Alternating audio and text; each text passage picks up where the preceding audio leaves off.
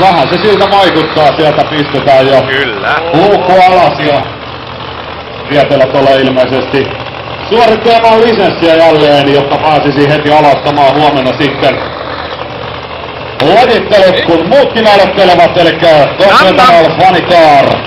Auto ja kyllä siellä etunäyttäjällä on tutuissa väreissä oleva paita, musta paita, missä lukee Makita edessä, se tarkoittaa sitä, että kyllä se Ari-Pietilä kiinni ja auto, joka on seuraavaksi puolessa niin sanotusti.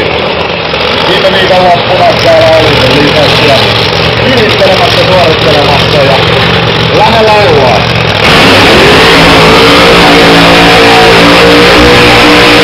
Ja mitä se Aaro, sinun salaiset arkistot kertovat siitä, että mikä on paras se viimeinen veto, sitä en ylös kirjannut, mikä nähtiin täällä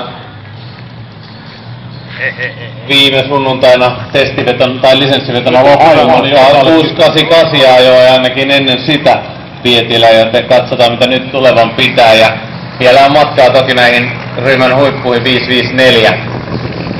5.54 oli Juha Lindbergin laittelun ykkösaika tuolla Tierpin EM-kilpailuissa ja suomalainen toinen, tai tällä hetkellä vaan vielä ainoa ryhmässä kilpaileva. Se on Joksa. 5.97 komeasti sieltä. Kutosen oli mentiin hänenkin toimesta Tierpin kisat.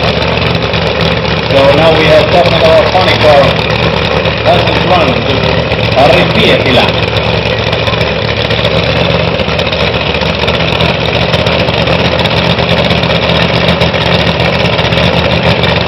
Last Sunday here in Alastaron Pietilä got time 6.88. Ja siitä sitten käynnissä kamerat valmiiksi ja se myös näyttää jälleen, että vissi kiinni ja kohta mennään. Ainakin joku tieto oli, että 6.4 pitäisi muutaman kerran ajaa, että saisi sitten lisenssi, en ole ihan varma siitä, mutta joka tapauksessa sinne suuntaan varmaan.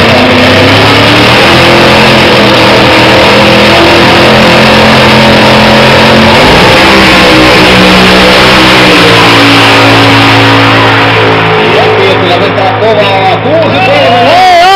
Tuli ainakin 1.64 alitus. 6.309 to Ari Pietilä.